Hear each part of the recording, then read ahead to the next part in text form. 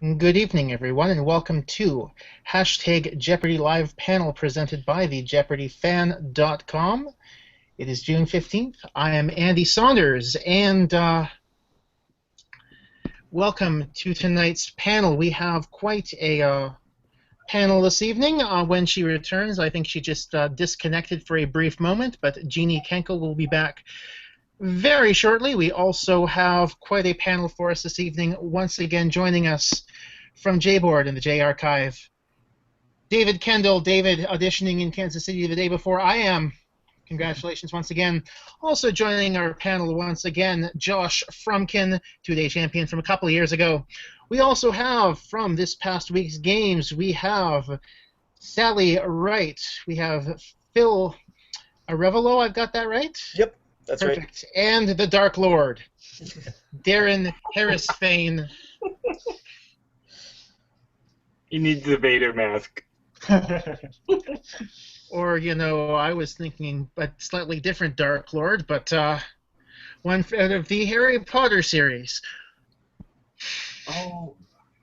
But whatever works. And let's first also, we thought we might have Jerie Shaw on this panel, but her internet does not appear to cooperate with her tonight, so she does send her regrets to everyone. And once again, if you do have anything you'd like to say to the panel, use hashtag Jeopardy Live Panel to send questions or comments to the panel. First of all, I have a question for the panel if you'd like to do some research for us. If you can tell us, not the panel, but the viewers, I should say, if the viewers happen to know any states in the Union where dueling is permitted, please tell me. I am very annoyed at somebody right now, so I will just say there is a great affront towards myself and some of my friends, and thus I wish to know if there are any states in which dueling is permitted. And yes, it does have to do with the panel, so I feel it is germane. I'm glad Jeanie was not here to see that. Okay, so yes, while the viewership is working on that, I think we might as well get straight into this past week on Jeopardy. Darren. Yes. 3 wins. Well done. Mm-hmm. Thank you. 3 lock games last week too. What would you say your secret was? My secret. I just tried to play as fast as I could. I knew that whoever I was going to play was going to be tough, and so if I knew it, I just tried to go for it. I do know that I was a little hesitant on some things that I should have been a little faster on, but it worked for me for at least 3 games.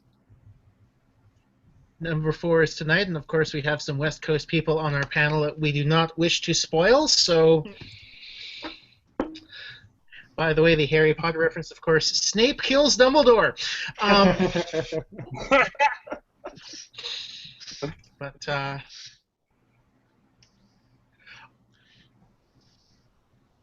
how did, Sally, you were on the game with the celebrity fill-ins on Monday. Mm-hmm. How did you feel about that? I was in such a daze that I knew a few of them, but it was not my category. Let's put it that way. It was not your category. I don't think it was a lot of people's category, even tuning in at home. Phil, from the audience, was it your category? Oh no, that one. That was the one that had where it was basically like before and after celebrity kind of. Yeah. Yes, Aisha blank Como. Yeah, no, example. I could not think fast enough for that category. That those types of things are definitely not in my wheelhouse at all. Oh wait, is Ryan? I've been after watching it, I've been sitting here forever trying to figure out who the heck Ryan Lewis is. But that's like Macklemore's DJ, right? Yeah, he's like that other guy, Macklemore. That's really obscure. Jesus. Not to my 17-year-old daughter. All right. Okay. All right. Oh. Well, I know I was sitting there screaming Lawrence Taylor at the television, but that's just me. Yeah. No, that was. I would agree that that was a very weird category. Well, we're on the subject of categories, actually. Of course, Darren, you saw a 20th century books category. I guess I'll open this up to everyone. What would be your dream category if you were on the show, or for those of you who have been on the show, what was your dream category? And of course, it did come up. 3 people who have not been in my kitchen.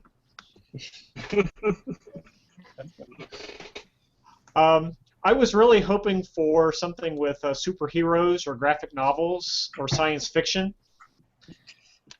And I was a little put out that Kyle beat me to the one science fiction question that came up. Good for him, but I really would have liked to have answered that one. I think for me, it's definitely like either like an animal identification kind of round, like insects or reptiles or stuff like that. That was something that when I was a kid, I loved those categories. And when none of them came up, well, I mean, they're rare anyway, so you're really lucky if you get them. David, what would yours be? National anthems or world flags? Well, yeah, it's no secret for those who know me that those are my 2 main things that I know a lot about and study. Geography, of course, is another one.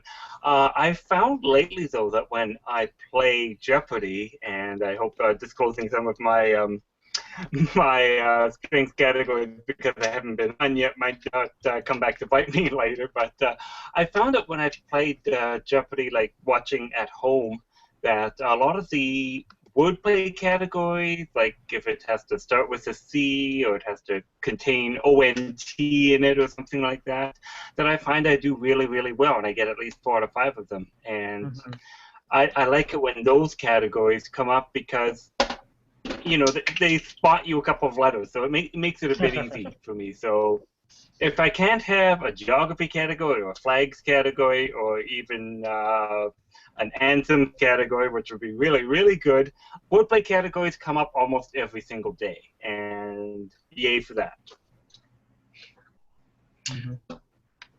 Yeah, I think mine would probably be something along the lines of Canadian geography. That seems to come up enough. Maybe Canadian cities. And they probably have it a double Jeopardy round considering how it tends to play out. Mm-hmm. They always seem to think that it's the harder questions. Well, let's see. I mean, one question that I always tend to ask when there are people who've been on the previous week, so I guess for Darren, Phil, and Sally, going through rehearsals, who was, I guess, who was kind of the person to, the person to beat on the buzzer, I should say. Who are you most afraid of facing after going through the, rehearsal?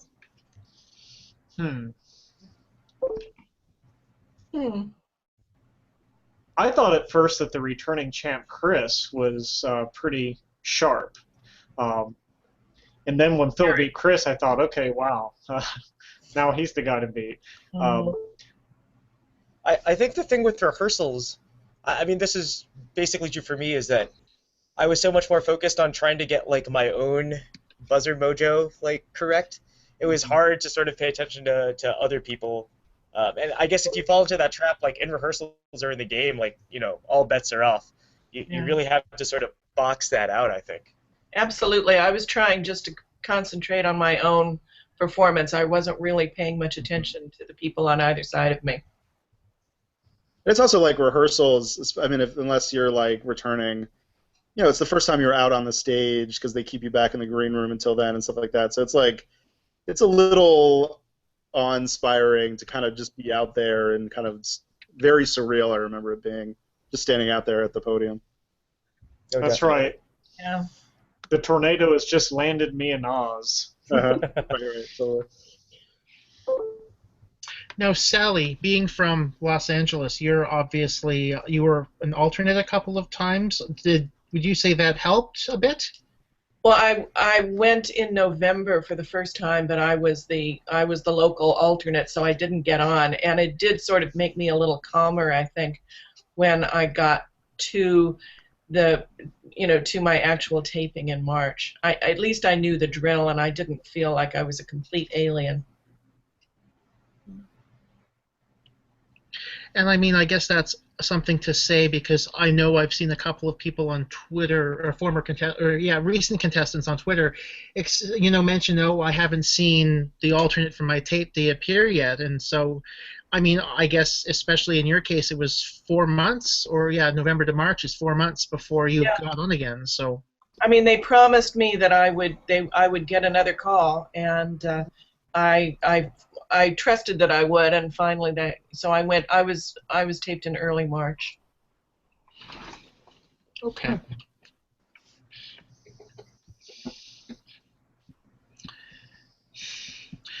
So, at this point, before I ask the next question, I think it's a good time for me to go into the This Week in Jeopardy history segment. Sorry for if I'm a bit all over the place to the panel, but I think it's a good spot to break this up. Well, once again, if you're tuning in on YouTube or at thejeopardyfan.com, just, of course, if you want to interact with the panel, use hashtag Jeopardy Live Panel, send us a tweet. There's a good chance I will read it out, especially if you have information as to what U.S. states dueling is permitted in. But in terms of This Week in Jeopardy history, I am going to go back to 2003. On June 19th, John Beck, he became the last retired 5-time champion. Of course, in September of 2003, the show lifted the 5-time champion restriction. Less than a year later, we have runs like Ken Jennings, 74 games, and of course, David Madden, Julia Collins. Do you wish, I'll put it out to the panel, do you wish the restriction was still there and that you could only win 5 games?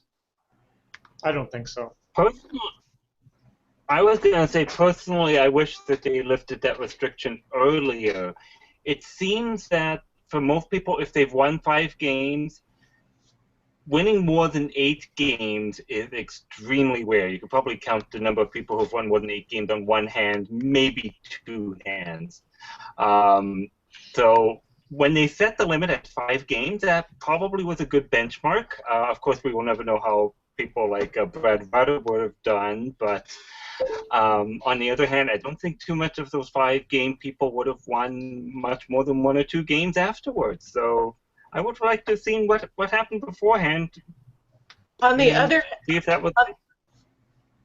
On the other hand, I have a friend who was on in the 1980s, and she was a 5-game champion, and I know she wishes that she had not been restricted because she could have gone on and on and on. Who is your friend? Burl Arbit. Okay. She was my college roommate. Oh, wow. And it was a 5-day champion. She went back to the Tournament of Champions. She came in second in the Tournament of Champions. Wow. Or maybe not second, but anyway, she did very well. And I know she still wishes that she could have gone on.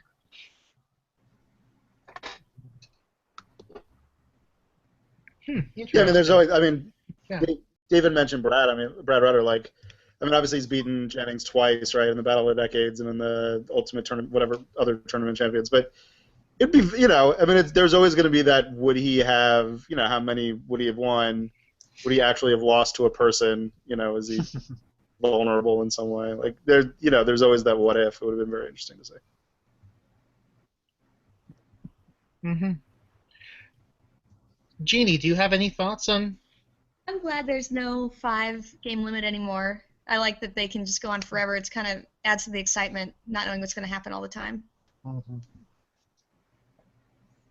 I think the sort of amazing thing about it is that, I think people who are fans of Jeopardy sort of know how the taping schedule works. You tape like 5 games a day and that sort of thing. But once you're there, and even just sitting through that many games, the stamina it takes to do something like that just becomes even more amazing. And I think giving people the opportunity to really to show that off, to do that, I think is great.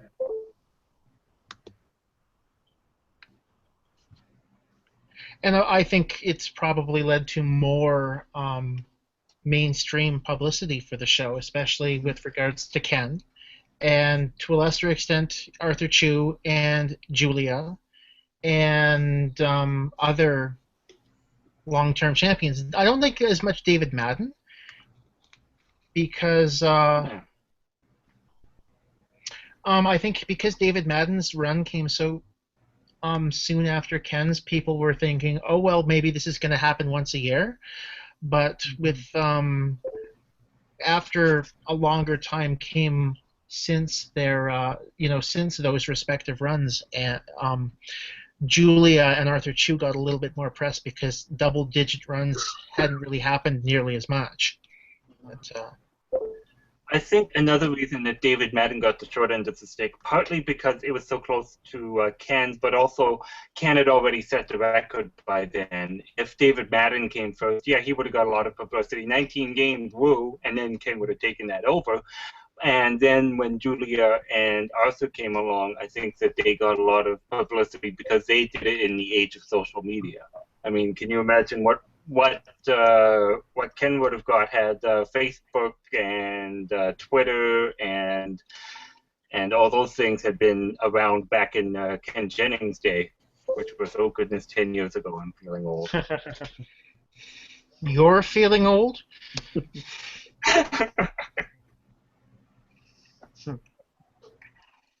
Okay. Going back to the talking about last week, did you guys have any? It's a two-part question for you guys. Which questions were you most proud to get, and which questions were you most disappointed that you did not get right? And you're not allowed to say your final Jeopardy. Well, for me, the one that I most regret, and I regretted it the instant it came out of my mouth, was Commissioner Wiggums.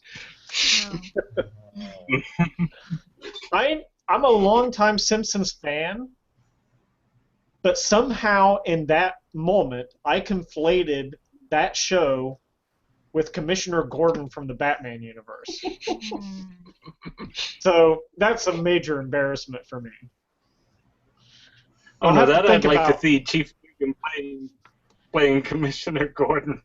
And now, yes, I have this image of Chief Wiggum on top of a building with the bat signal. Yeah. That looks like it's been. I presume that has been a good Photoshop job then. I'll have to think about. It's probably already been created on the internet right now. I think for me the one that I wish I could have taken back was in the first game, the question about the Medicis, and the answer was the Pope. And I'm Catholic, and like I had a college nickname that was the Pope, and I got that wrong. And all my college buddies are just like, all my college buddies who like gave me that nickname, and all of my, like a lot of my family from back home, like they never let me live that down that day, which is funny. But I think the one that I'm the proudest of was actually in the game with Darren near the end when I like pulled out malachite. I don't have any idea where that came from, but it was just one of those things where it was just on instinct and it felt really good to get. Seeing it. I think that mine was the question about the Hebrew exile, and I said captivity, and I think the reason I regret it is that I wish I'd said something else, but I really regret it because I found out the night that I watched the show, and I thought, I still think that's right, and I looked it up, and it was right. Oof. But I didn't question it, and that's my single biggest. That's my single biggest regret. Actually, I thought diaspora on that one. I don't know if they would have accepted that, but that was my... No, evidently the Babylonian captivity is mentioned like 5 or 6 times in the Bible. And it is a real thing. Wow. And it was probably a better answer than Exodus, which was accepted after the judges looked at it for a long time. And but I was in such a daze I didn't even think to question. Yeah, that clue had so much wrong with it on so many levels. That you got the short end of the stick on that one. I still wouldn't have won the game, but it's my only regret. How long did the judges confer on that? They conferred for a good 7 minutes. I know, Phil, you were there. Yeah, I'm trying to remember. That one was particularly long. It wasn't as long as the from the week before. There was this one about autism, which I remember took a very long time. So it wasn't, and that was like 10 minutes or longer. But this one wasn't that long, but it was definitely longer than 5 minutes, I think. Yeah.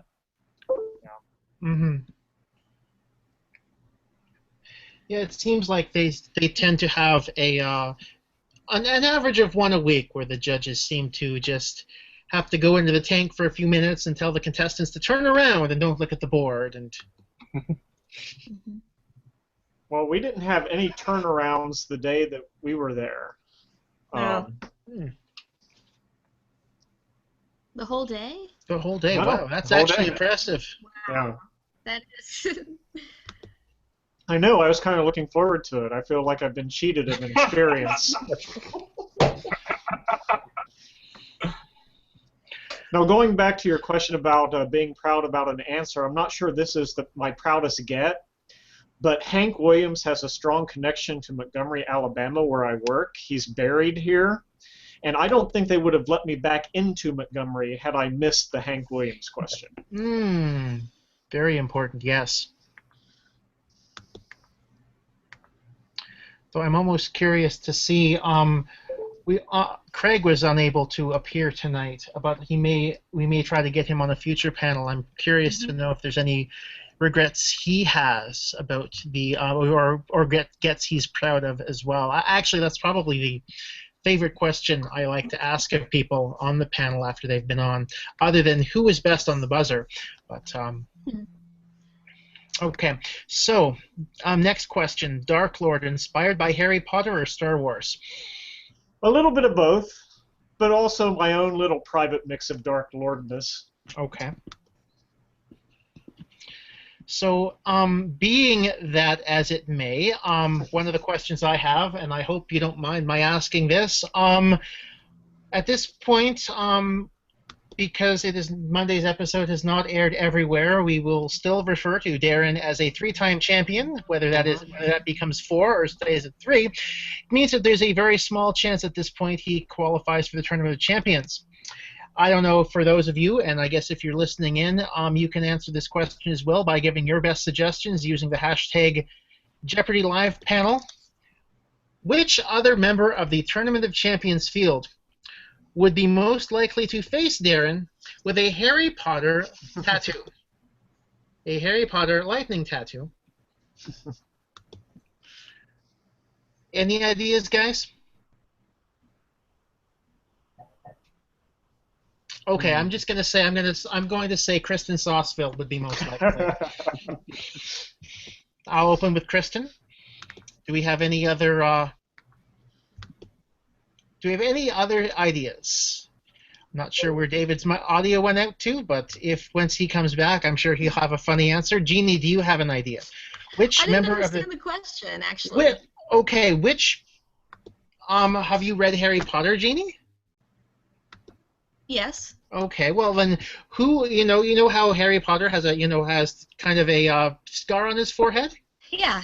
Yeah, so who would most likely to be Harry Potter to Darren's Dark Lord of the current Tournament of Champions field? I have to see a list of the eligible people. There hasn't been a teen champion yet, right? Because that would be like. Well, the teen champion cannot be in the TOC as we. No, that's never mind for you. Unfortunately, maybe we'd have to go with whoever wins the college tournament. But the student who lived, yeah. Now, if I do get to go back, do I have to shave my head to be the Dark Lord in this matchup? Not that nature's not already taking care of that for me. Slowly. David, have you read Harry Potter? I have actually not read Harry Potter, but it's funny that you should ask. This past weekend, I was out on a scout camp with my son who's in scouts, and I'm a scout leader. And the theme of the scout camp was Harry Potter. So I picked up a lot of stuff about Harry Potter through the scout camp, and of course all the little kids were yelling out their favorite spells incessantly. But yeah, since the whole thing was Harry Potter themed, they had the kids play a Muggle version of Quidditch and all that fun stuff. But I haven't read the books, but I felt I got a good general overview at the camp just this past weekend. Okay. I am still waiting to see if anyone has any. Nobody is coming forward with any recommendations, even though we do have some viewers tonight. So if you have an idea as to who might be most likely to be Harry Potter at the Tournament of Champions, please let us know. Moving on to my next question. Mike, he certainly, I mean, while he did not have the best of days up on stage, I felt for him by the end of the game, but at least he still was able to make everyone laugh with his final Jeopardy answer of the SS Minnow. Yeah. If you don't know it, go for the best wrong answer. What would cause you to make a best wrong answer?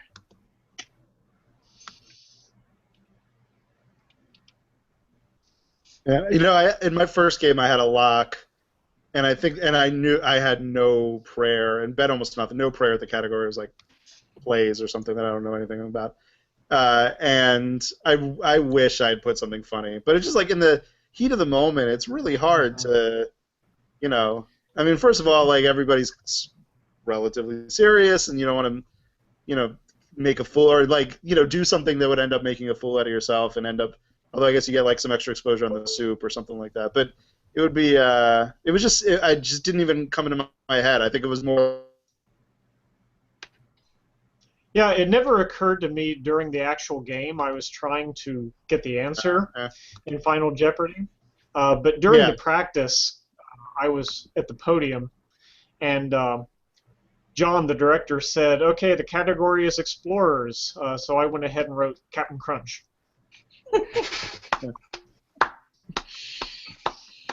I was just so incredibly grateful that I actually knew the Final Jeopardy answer. That I wouldn't have. I'm afraid my sense of humor went out the window. Yes, but I mean, you also had a shot at winning at that point, so that's obviously a different. It was a very serious moment. Yes. It's like, oh, I know this one. Oh, well, let's hope Chris doesn't know it. I know. I prayed, but for a moment, I was leading. Mm-hmm.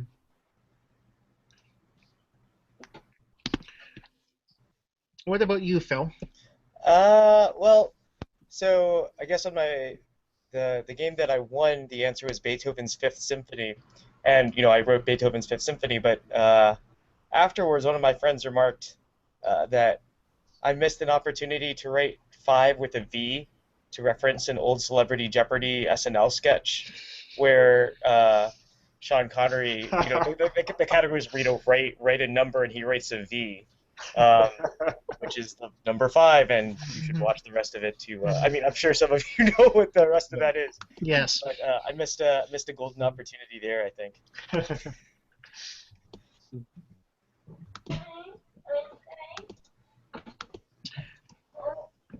Okay.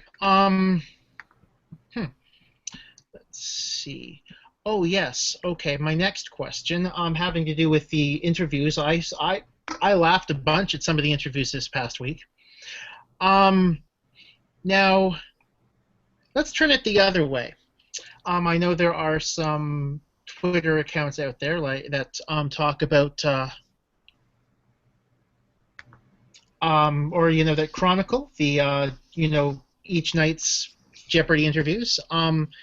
Trying to fit 140 characters, but I guess if you were having a nightmare, and the topic of the nightmare was your contestant interview with Alex, what would the topic of the interview be?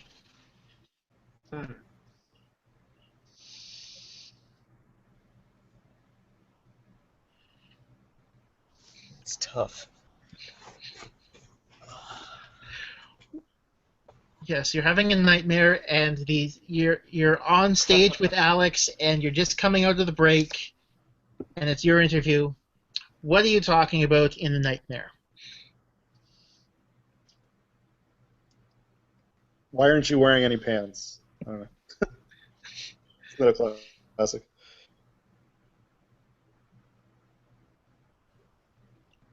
Alex comes to the podium and says, "So, have you always been this unattractive?"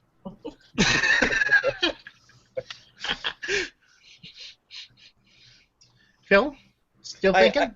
I think it would be along the lines of what Darren just said. Like, if Alex were even to make something like a subtle remark, like a snide remark like about what you were wearing or something like that, and like the idea is you were supposed to respond in a funny way, and you just totally blank, and then he just leaves, and then you're done.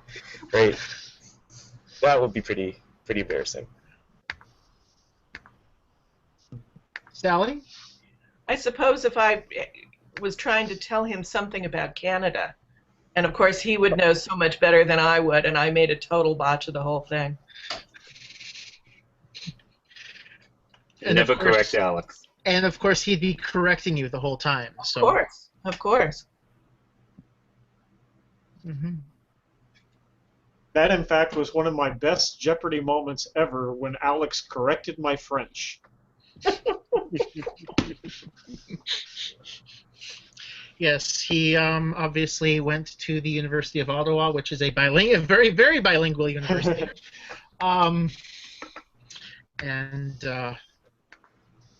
Yes. Which means, of course, Alex, I would say he takes great pride in his pronunciation of the French language. But I got dressage right. Back in high school, I once gave an answer as the Meganaut line, but that went over. It was in a Quiz Bowl match, and I was very. The moderator was more like, in the snidest way possible, more commonly known as the Maginot line.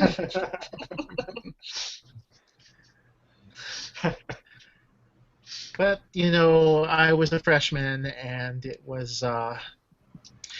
He didn't seem particularly impressed with me after that. Oh well, it happens.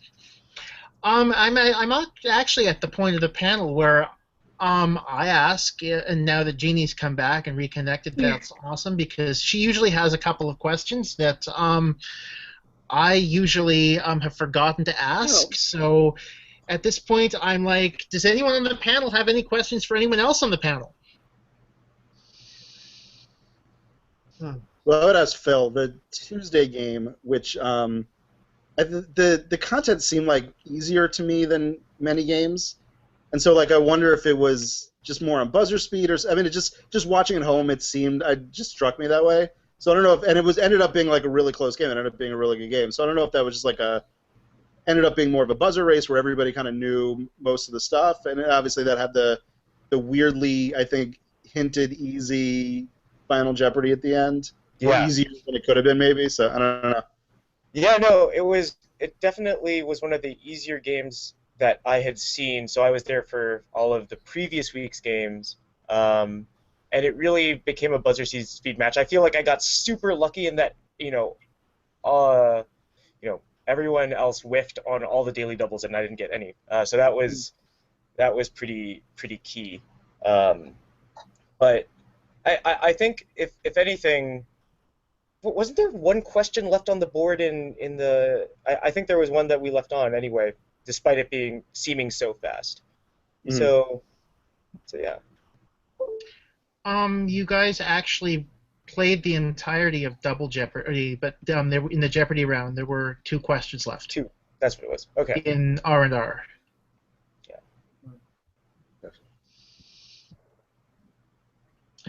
One thing I noticed actually, for some reason it seems like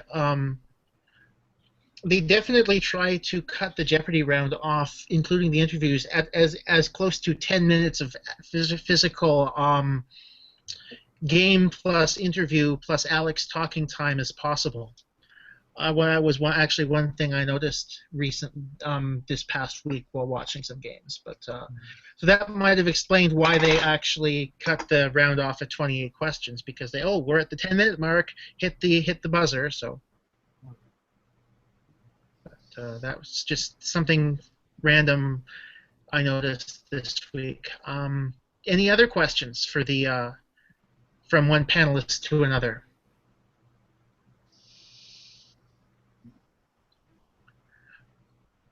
I don't have any this time. Okay, I guess maybe I did a good job with my line of questioning. I don't know what that means, but normally Jeanie has 2 or 3 questions. Darren, and actually Phil as well. You guys both won a rather sizable chunk of change. What are your plans for the winnings? Phil, you go first.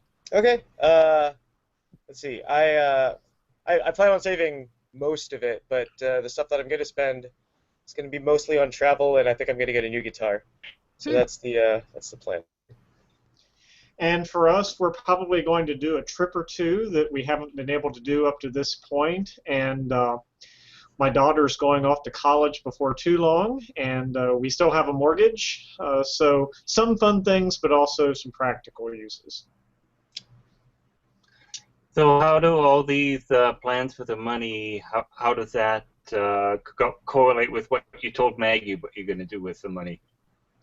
I told Maggie if I won a whole bunch of money that I was going to travel the world to ride roller coasters that I haven't ridden yet. That's a unique answer, actually. I like it. Now you know why you're going, but you can't steal it. No, I can't. I'm not. David, have you seen me on roller coasters? Have you seen me? Oh, I hate roller coasters. No, I have not seen. Okay, if Jerie were actually on this panel at this point, I think this would turn into a We Hate Roller Coasters panel. So, but no. Phil, was that what you told Maggie? What you were going to spend the money on, or yeah, no, that's almost exactly what I said. I was being totally bored. Like, I probably should have said something more extravagant, but I didn't. A new guitar. Honest. Yeah. Yeah. Okay. So at this point, I don't have any other questions. I don't have.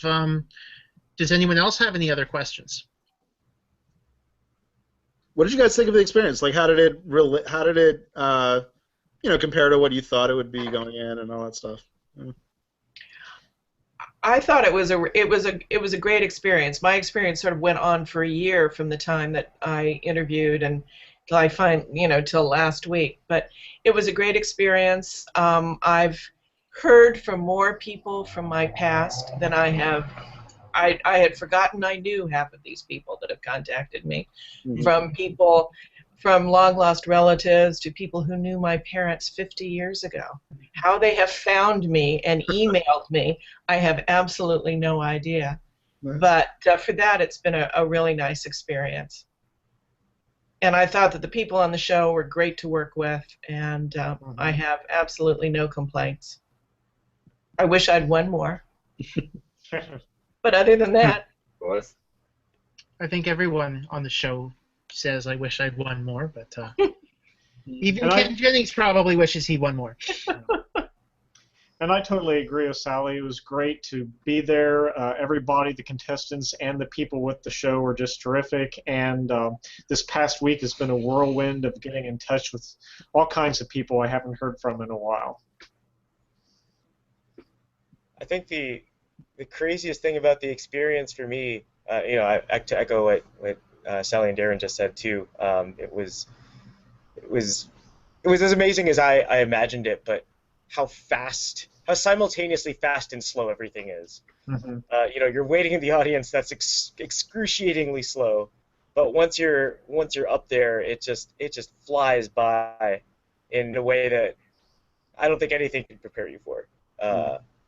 And I think that's a good thing because you're just running on adrenaline, or for me at least, I'm just running on adrenaline, and that was a lot of fun. It was like being on a roller coaster.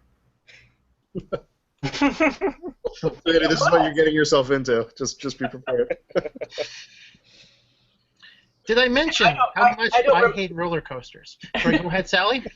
I just was going to say that I don't necessarily. It's sort of like the fact that at my wedding, I'm not sure that I remember all of my wedding because it's that kind of emotional roller coaster kind of thing. And my appearance on Jeopardy, I had to watch it to remember.